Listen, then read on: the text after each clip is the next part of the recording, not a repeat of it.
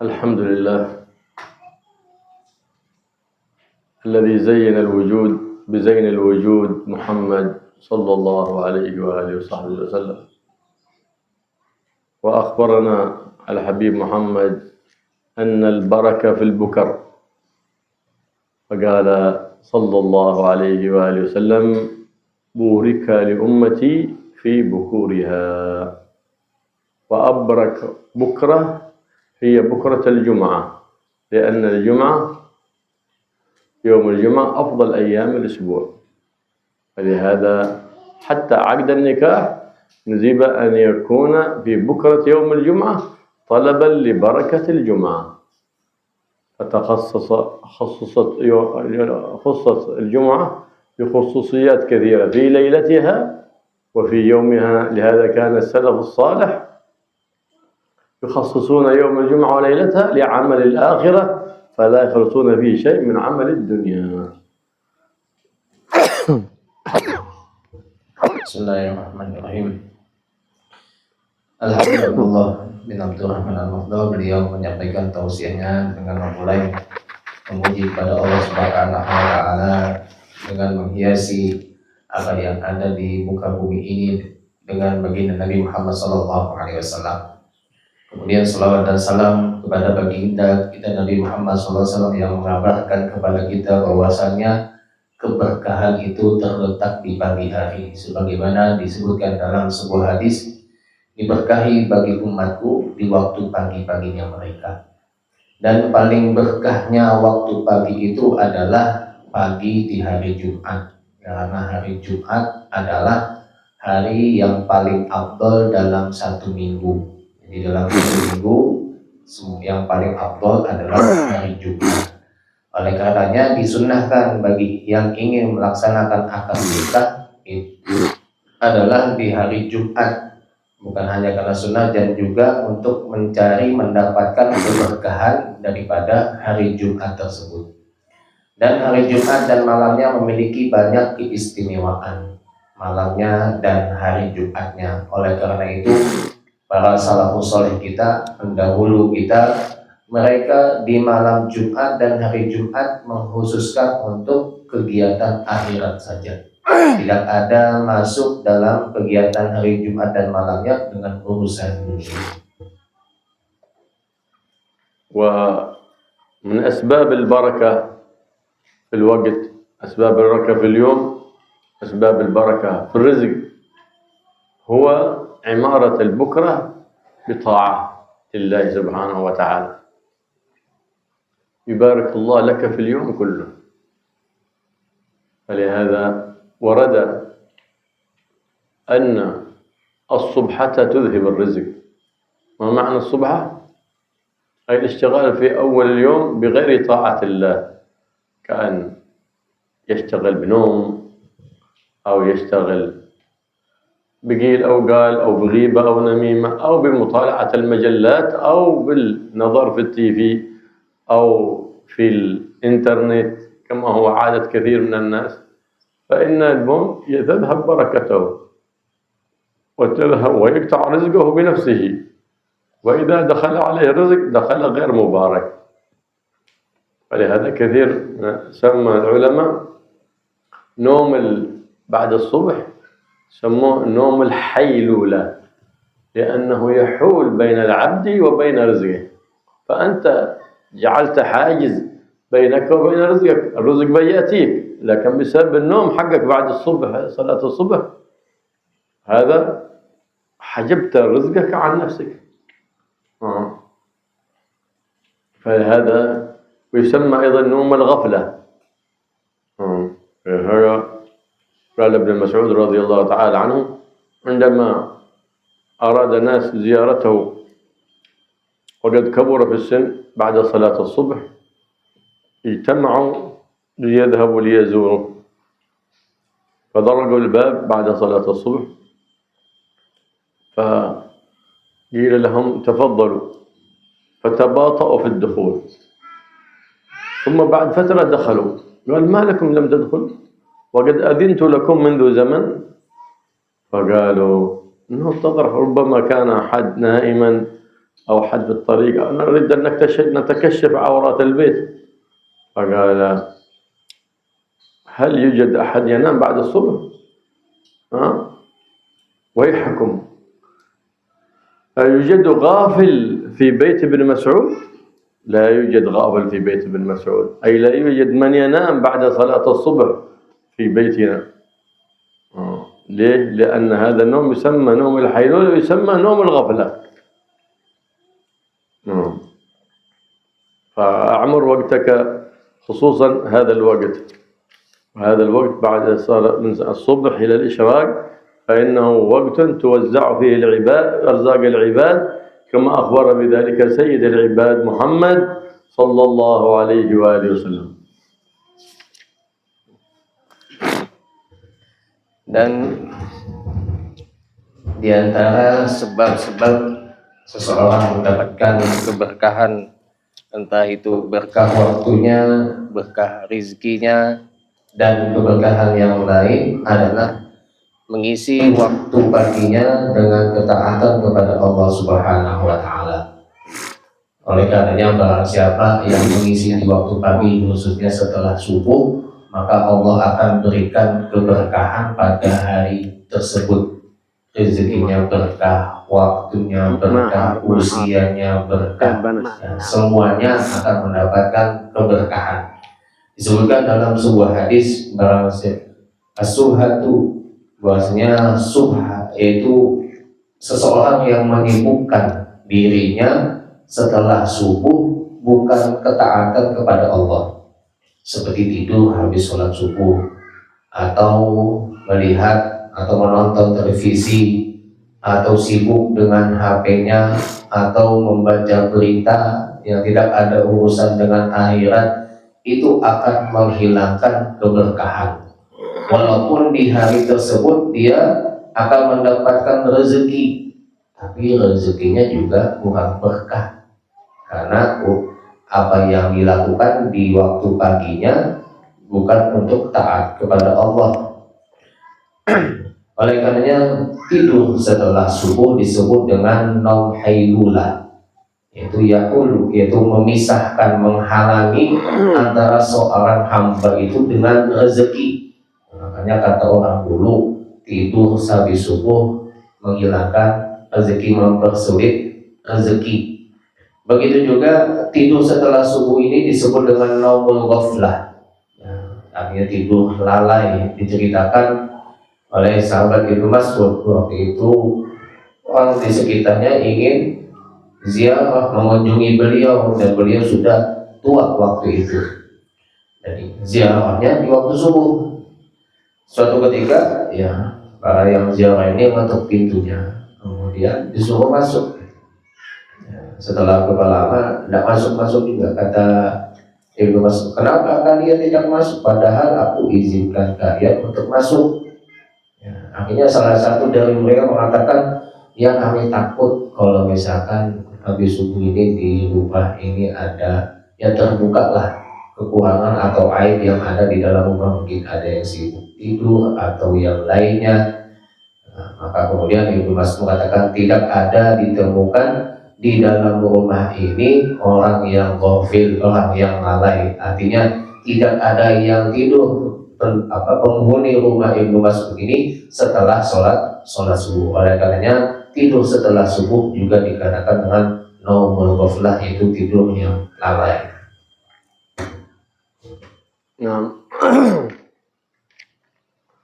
فإذا عمرت أول اليوم بطاعة لله وآخر اليوم بطاعة لله فإن الله سبحانه وتعالى يتجاوز لك عما بينها. لو وقعت منك زلة أو هوفة احرص أن تختم يومك بخير وأن تفتتح يومك بخير. حينئذ إن افتتحت يومك بخير واختتمته بخير، فإن حصلت منك زلة أو هفوة فيما بينهما تجاوز الله عن ذلك بمحض منه وجوده وفضله وكرمه. نعم، فاحرص على ذلك فإن فيه الخير الكثير. نعم، خير الدنيا وخير الدين وخير الآخرة. احرص على هذا الوقت. السلف يحرصون على عمارة هذا الوقت وعمارة ما بين المغرب والعشاء، لا يتهاونون في عمارته أبدا، ما وجدوا فيه من الخير الكثير الذي يعود عليهم بصلاح الظاهر وصلاح الباطن. Dan juga khususnya di waktu setelah subuh itu ya sampai waktu isyraq ya, sedikit tadi mengulang, Allah membagikan rezeki bagi hamba-hambanya ya, tentunya bagi yang menyibukkan dirinya dengan Allah Subhanahu wa Ta'ala. Kemudian beliau melanjutkan, maka kita tekunkanlah awal hari kita dan akhir hari kita, maksudnya pagi dan sore itu diisi dengan ketaatan kepada Allah Subhanahu wa Ta'ala. Jika diawali hari kita dengan ketaatan dan terakhirnya yaitu di sore menjelang maghrib juga diisi dengan ketaatan, maka Allah akan membebaskan antara keduanya. Kalau misalkan di waktu duhanya atau di siang harinya terjadi kesalahan atau kelalaian atau yang lainnya, insya Allah akan mengampuni di antara keduanya karena kita mengisi awal dan akhir hari kita dengan taat kepada Allah. Itu semua adalah anugerah dan pemberian daripada Allah Subhanahu wa Ta'ala. Maka di waktu ini banyak sekali kebaikan yang kita dapatkan, kebaikan dunia maupun juga kebaikan akhirat. Kemudian beliau juga mengajak kita untuk mengisi waktu khususnya antara maghrib dan isya ya, bukan hanya habis subuh dan asar saja tadi, tapi juga antara maghrib dan isya, karena di dalam waktu tersebut banyak sekali kebaikan yang kita dapatkan, yaitu khususnya kebaikan daripada segi zahir dan bagi batin bagi kita semua. احرص على الطاعة في كل الأيام، لا سيما في الأشهر الحرم، فإن الأجور فيها تتضاعف. أنتم الآن في شهر رجب، هذا شهر حرم، الأجر فيه يتضاعف والوزر فيه يتضاعف. فاحرص على الطاعة، ثوابها لك، تنفعك في العقبة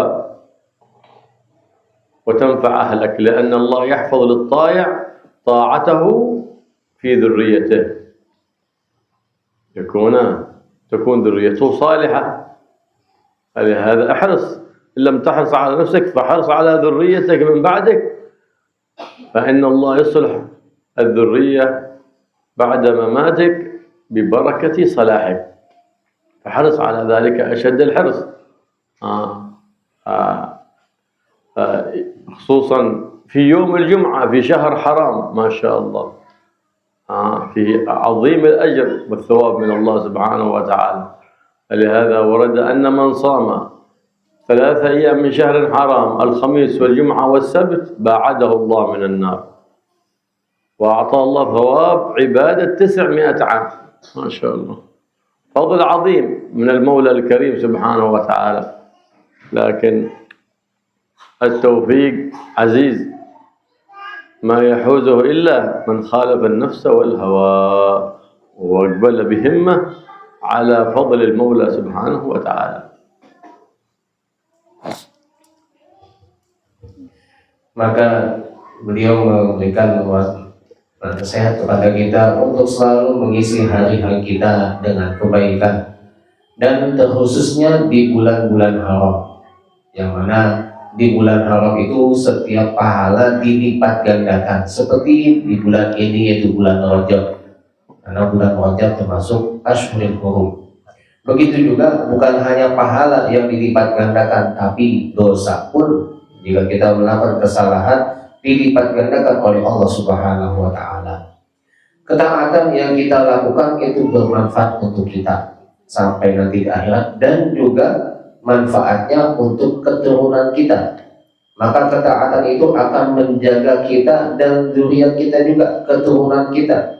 Bukan hanya kebaikan dari ketaatan itu kita saja yang mendapatkannya, tapi keturunan kita, zuriat kita pun akan mendapatkannya bahkan setelah wafatnya kita. Oleh karenanya, kalau kita ingin menjaga keluarga kita, maka diantaranya dengan kita taat kepada Allah, itu akan menjaga diri kita dan keturunan kita. Apalagi kita alhamdulillah di hari ini hari Jumat, kemudian bulan Rajab, tentu pahala yang kita lakukan akan dilipat gandakan. Kemudian disebutkan dalam sebuah hadis, barang siapa yang berpuasa 3 hari, yaitu hari Kamis, Jumat, dan Sabtu, maka ganjaran pahalanya adalah Allah akan jauhkan dia daripada siksa api neraka. Bahkan dalam riwayat yang lain sama seperti beribadah selama 700 tahun.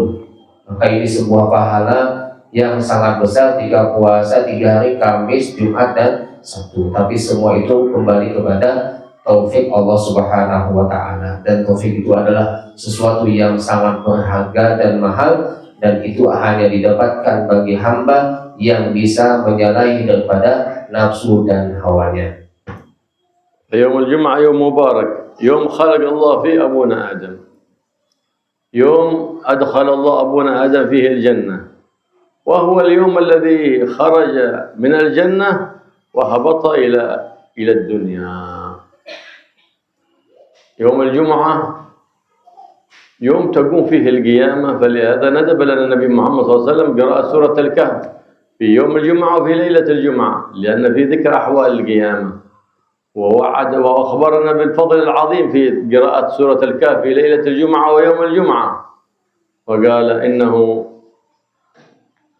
يكون له نور من الجمعة إلى الجمعة. ما شاء الله، هذا العظيم.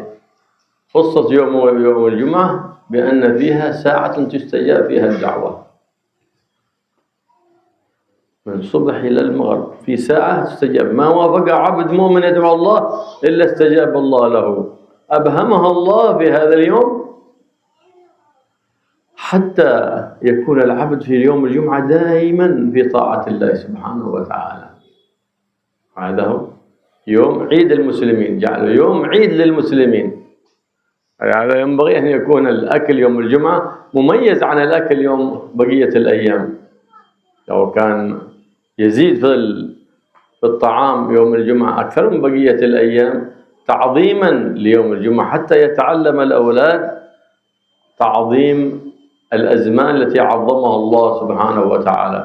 فقد كانت سيدتنا فاطمة من العصر إلى المغرب تعتكف على الدعاء والذكر، وتقول إن في ساعة يستجاب فيها الدعاء في وقت من العصر إلى المغرب.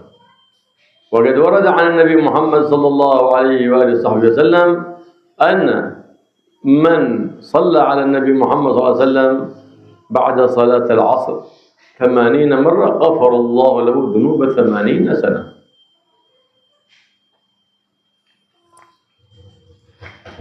Dan hari Jumat adalah hari yang penuh dengan keberkahan.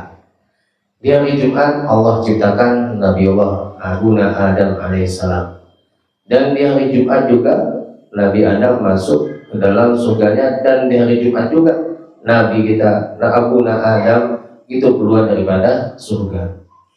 Kemudian dari Jumat juga nanti akan terjadi yang namanya hari kiamat.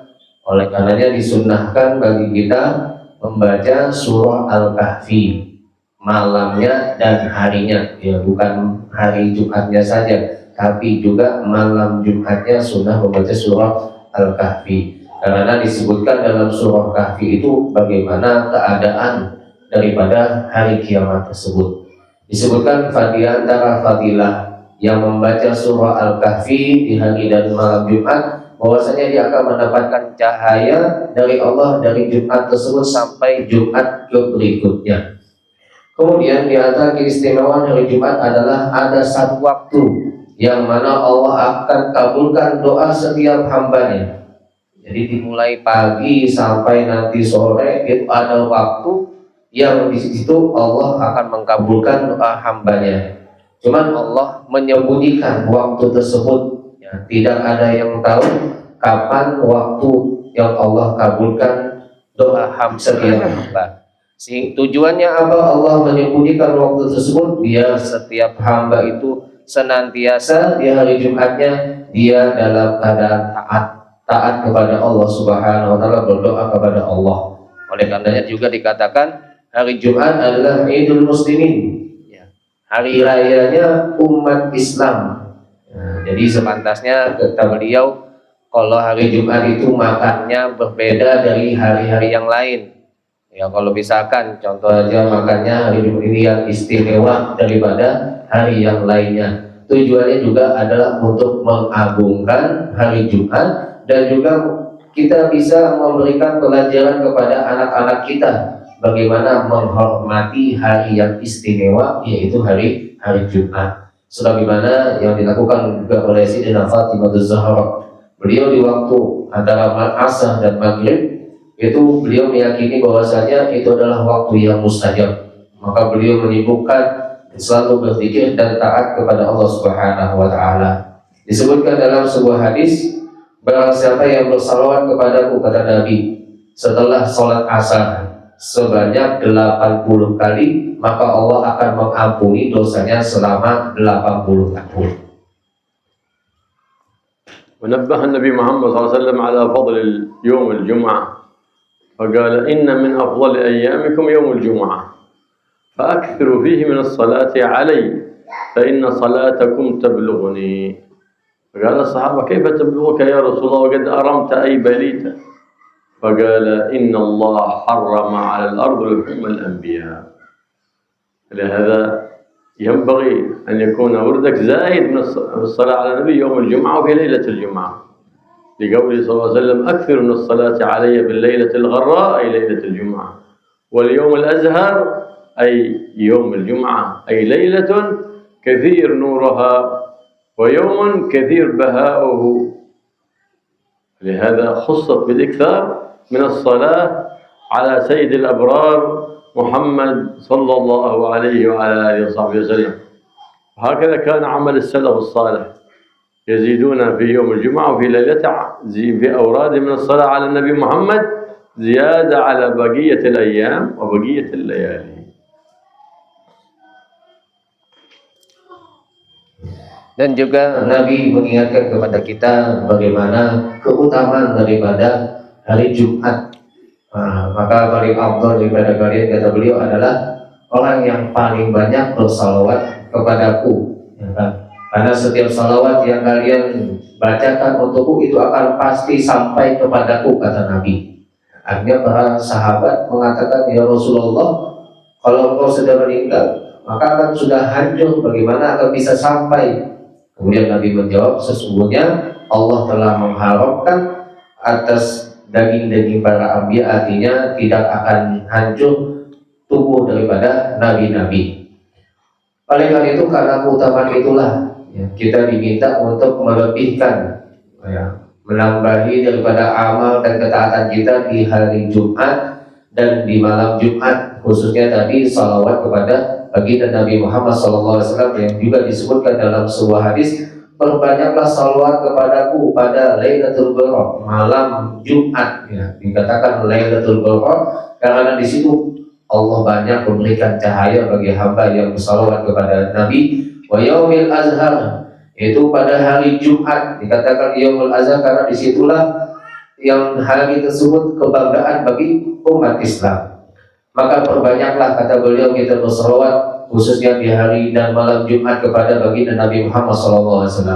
Dan begitu juga lah para salafus saleh kita, apa yang mereka lakukan di malam dan di hari Jumat itu melebihi ketaatannya melebihi daripada kebiasaan di hari-hari lainnya. Kalau bisa dicontohkan, hari lain mungkin 100, di hari Jumat mungkin sampai 500. Ya, itulah yang dilakukan oleh para salafus saleh kita. فالصلاة على النبي محمد صلى الله عليه وسلم فيها الخير الكثير والأجر الوفير من المولى القدير سبحانه وتعالى، فهي أعظم وسيلة في استجابة الدعاء، وكل دعاء لا يرتفع إلى السماء إلا بالصلاة على النبي محمد، كل دعاء محجوب ما يرتفع إلا بالصلاة على النبي محمد، فاحرص على أن يكون في أول دعائك الصلاة على النبي محمد، في وسط الدعاء الصلاة على النبي محمد، في آخر الدعاء الصلاة على النبي محمد. احرص على ذلك. وإذا سمعت باسم النبي محمد فاحرص أن تصلي على النبي محمد، وقد ورد وعيد شديد في من يسمع باسم النبي محمد ولا يصلى. صلوا على النبي محمد. Dan salawat kepada baginda Nabi Muhammad SAW, banyak sekali kebaikan yang kita dapatkan kalau kita bersalawat. Dan juga diantaranya salawat adalah salah satu wasilah yang paling besar untuk dikabulkannya doa. Karena setiap doa itu tidak akan terangkat kecuali dia bersalawat kepada Nabi. Dan juga doa itu tidak akan terkabulkan, hanya terhenti kecuali dia bersalawat kepada baginda Nabi Muhammad SAW. Oleh karenanya, kalau kita berdoa kepada Allah, itu diawali dengan salawat. Satu isi doa lagi. Nanti di tengah-tengah doa kita baca salawat lagi. Nanti setelah kita ingin menutup doa kita, ya tutuplah doa tadi juga dengan salawat kepada baginda Nabi Muhammad SAW. Kemudian juga beliau menyampaikan bahwasanya memang salawat tadi banyak fadilahnya, tapi ada ancaman yang sangat besar juga bagi orang yang tidak mau bersalawat ketika disebutkan nama baginda Nabi Muhammad SAW. الصلاة على النبي محمد صلى الله عليه وسلم فيها الخير الكثير. لما رؤي النبي محمد مسرورا، لماذا مسرور؟ مسرور وفرحان لأمته، لأن الله بشره وقال إن من صلى عليك مرة صلى الله عليه بها 10، ومن صلى عليك مرة غفر الله له 10 سيئات، وكتب الله له 10 حسنات، ورفع له 10 درجات. كل هذا من بركات الصلاة على سيد السادات محمد صلى الله عليه وعلى آله وصحبه وسلم. نحن الآن في شهر الاستغفار، شهر رجب، أكثر فيه من الاستغفار، فيدخل علينا شهر شعبان، شهر الصلاة على النبي محمد، فنكثر فيه من الصلاة على النبي محمد أكثر من بقية الشهور، لأن شعبان شهر الصلاة على النبي محمد، وفيه قال الله سبحانه وتعالى يا أيها الذين آمنوا صلوا على النبي. لهذا ينبغي الإكثار. ورمضان شهر تلاوة القرآن، ينبغي أن نكثر فيه من تلاوة القرآن. فإذا أنت استعددت لرمضان في من رجب بكثرة الاستغفار، وفي شعبان بكثرة الصلاة على النبي محمد، وفقك الله سبحانه وتعالى. وفي رمضان للإكثار من تلاوة القرآن، وفقك الله سبحانه وتعالى لشهود ليلة الغفران، ليلة القدر التي هي خير من 1000 شهر.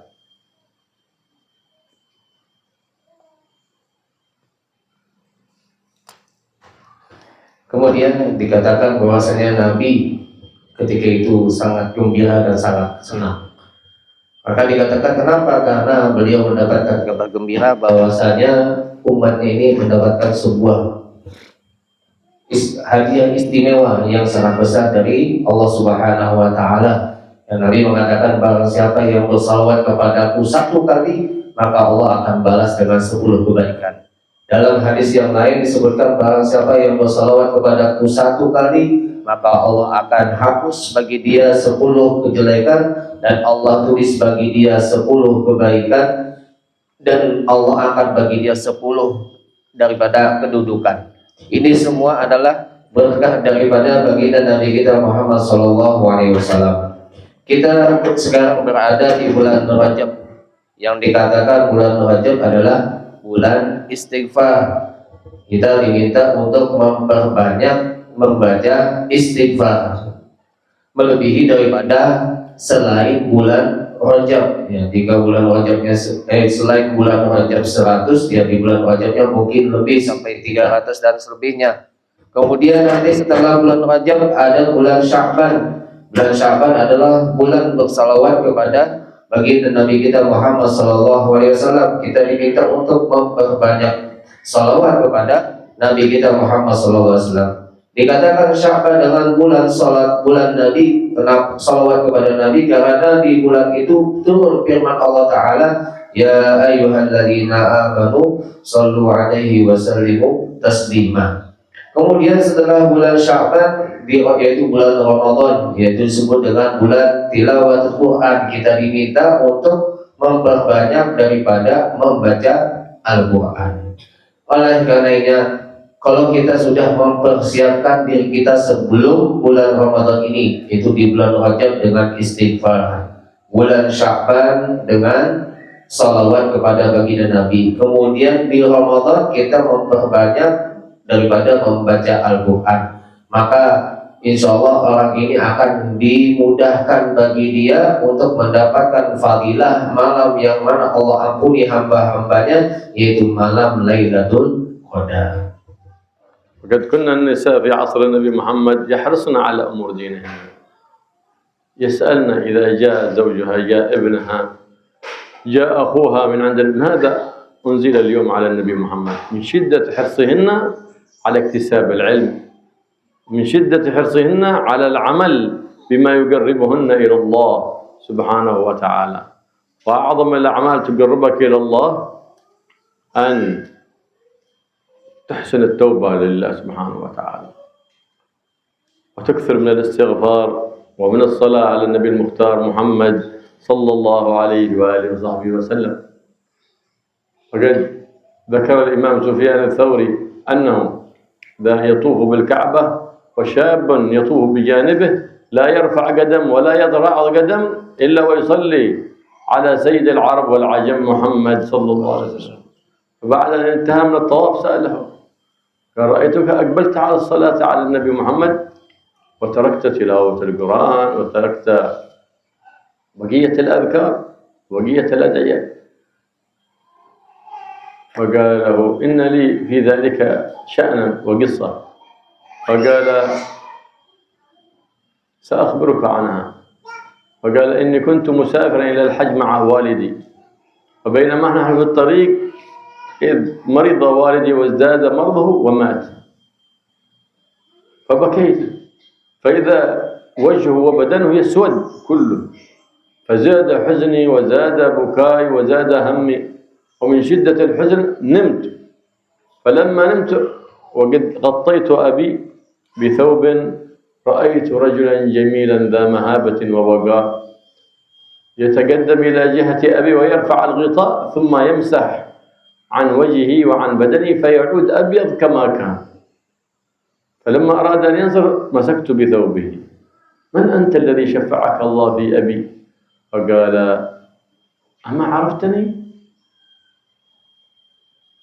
أنا نبيك محمد صلى الله عليه وسلم.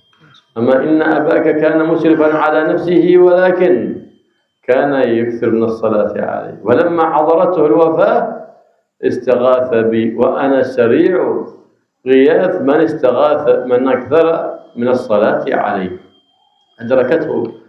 أدركه الإكثار من الصلاة على النبي محمد عند الممات، بل يدركك حتى في الحياة، تتحول من حالة المعصية إلى حالة الطاعة، من الذنب إلى التوبة، من الحسن إلى الأحسن، ببركة الإكثار من الصلاة على جد الحسن محمد الذي أمرنا بالخلق الحسن وأعلمنا إنه أحسن الحسن وأفضل القربات المقربات لرب البريات الخلق الحسن، كما قال صلى الله عليه وسلم: إن أحسن الحسن الخلق الحسن. بهذا الخلق الحسن يبلغ العبد مرتبة قائم الليل وصائم النهار. صائم النهار هو فاطر، قائم الليل وهو نائم يدرك هذه المرتبة ببركة تخلق بالخلق الحسن الذي أوصى به جد الحسن محمد صلى الله عليه وآله وصحبه وسلم.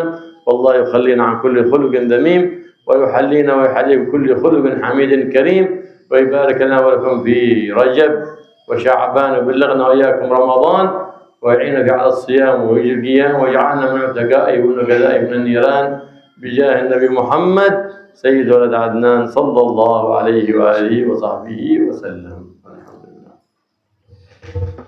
Kemudian beliau menyampaikan para wanita perempuan di zaman Nabi khususnya mereka sangat tekun sekali untuk mencari ilmu, menuntut ilmu, walaupun tidak ada sejarah Nabi memberikan waktu khusus waktu itu ada.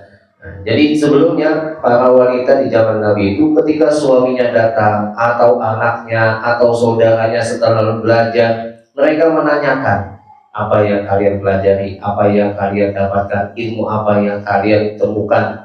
Kenapa? Karena saking mereka tekunnya untuk mendapatkan ilmu, dan juga saking apa mereka giatnya untuk beramal, beribadah yang mendekatkan dirinya kepada Allah Subhanahu wa taala.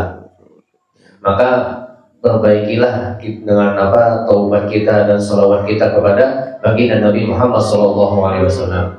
Dikisahkan yaitu sahabat Sufyan Ats-Tsauri, seorang ulama besar, ketika beliau tawaf, melakukan ibadah haji atau umrah, ketika tawaf melihat seorang pemuda, yang mana pemuda ini tawaf juga, tapi ketika melangkahkan kakinya yang dibaca itu salawat kepada Nabi. Bingung, bukannya baca zikir atau doa yang dianjurkan atau mungkin ayat Quran yang dibaca ketika keliling tawaf. Setelah selesai dari tawaf, akhirnya Sufyan Ats-Tsauri itu bertanya, wahai pemuda, aku melihat engkau tadi ketika tawaf setiap melangkahkan kaki itu membaca salawat, bukan membaca doa atau zikir yang dianjurkan ketika tawaf. Kemudian pemuda tadi mengatakan, siapa engkau? Ya, aku adalah Sufyan Ats-Tsauri. Masya Allah, ini seorang ulama besar yang zahid. Akhirnya si pemuda tadi, ini ada sebabnya kenapa aku membaca salawat setiap langkahku. Jadi ceritanya ketika aku dan ayahku melakukan perjalanan dari kota Maghrib Maroko menuju Mekah untuk menjalankan ibadah haji. Di tengah perjalanan ayahku sakit sampai tambah banyak sakit lagi, akhirnya meninggal di dalam perjalanan. Dalam pengasingan tidak ada orang, sulit. Setelah itu aku menangis karena sedih ditinggal oleh ayahnya. Saking menangisnya akhirnya tertidur. Di dalam tidurnya si pemuda ini menutup tubuh orang tuanya. Tidak lama datang seorang pemuda yang gagah, berwibawa, yang putih, datang kemudian membuka penutup kain yang menutup ayahnya tadi. Kemudian diusapkan. Jadi ayah ini tubuhnya berubah menjadi hitam waktu itu. Berubah hitam, setelah itu diusap oleh pemuda yang tadi, berubah semuanya menjadi putih. Akhirnya kaget anaknya. Setelah itu pemuda yang datang tadi, dia ingin meninggalkan. Ketika ingin meninggalkan, dipeganglah bajunya, ingin diraih. Kemudian bertanya, siapa engkau? Sehingga bisa menyelamatkan orang tuanya yang sebelumnya tubuhnya menjadi hitam kemudian menjadi putih. Kata orang tadi, kamu tidak mengenal diriku? Kata pemuda itu, tidak, aku tidak kenal. Maka beliau mengatakan, aku adalah nabimu, yaitu Nabi Muhammad SAW. Kemudian Nabi mengatakan, sesungguhnya orang tuamu ini memang dia berlebihan dalam melakukan maksiat, banyak melakukan maksiat, tapi dia juga banyak bersalawat kepadaku, banyak salawat juga kepadaku. Bahkan sebelum dia wafat, dia minta pertolongan kepadaku untuk memberikan syafaat. Maka kata Nabi, aku adalah orang yang paling cepat memberikan pertolongan bagi siapa yang selalu bersalawat kepadaku. Akhirnya itu ceritanya. Nah, ini adalah keberkahan daripada salawat ketika meninggal. Keberkahan ketika kita hidup pun dengan membaca salawat ada juga. Itu apa? Karena dengan baca salawat yang ada perubahan, yang asalnya kita suka melakukan dosa, itu akan diberikan pintu taubat, dimudahkan untuk bertobat. Atau memang sudah bagus keadaannya, Allah akan berikan lagi yang lebih bagus lagi keadaannya. Orang yang mungkin sudah ahli ibadah selalu mendekatkan, tentu juga akan ditambah lagi ibadahnya. Dan itu semua berkat daripada Nabi kita yang memiliki akhlak yang baik, dan sebaik-baiknya orang dan paling dekatnya paling baiknya untuk mendekatkan diri kita kepada Allah adalah dengan akhlak yang baik.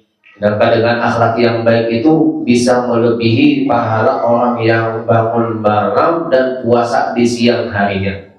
Padahal orang yang bangun malam kemudian siang harinya, paginya puasa, itu diberikan oleh Allah pahala yang banyak, kedudukan yang tinggi. Tapi kalau misalkan ada orang bangun malam dia tidur, siangnya paginya tidak puasa, tapi akhlaknya baik, itu bisa mengimbangi pahala orang yang bangun malam dan puasa di siang harinya. Yang mudah-mudahan kita diberikan taufik oleh Allah untuk memiliki akhlak yang baik. Allah menghiasi diri kita dengan akhlak yang baik, hati yang baik, dan dijauhkan daripada sifat-sifat yang tidak baik. Dan mudah-mudahan Allah berkahi bagi kita di bulan Rajab ini dan di bulan Sya'ban, dan Allah sampaikan kita kepada bulan Ramadan, dan mudah-mudahan kita diberikan pertolongan oleh Allah untuk bisa menghiasi, mengisi bulan Rajab dan Sya'ban dan Ramadan tadi dengan ketaatan kepada Allah dan membaca dan bersalawat kepada baginda Nabi Muhammad SAW.